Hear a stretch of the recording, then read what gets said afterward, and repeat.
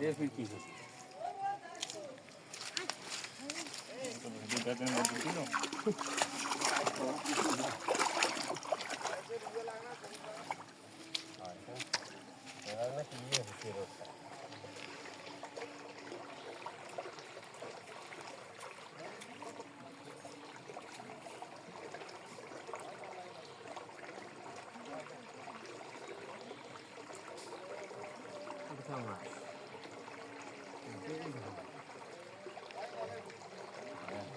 পাঁচশো টাকা কিনে দিলে একটু তাহলে ভিড় হয় মধ্যে ভালো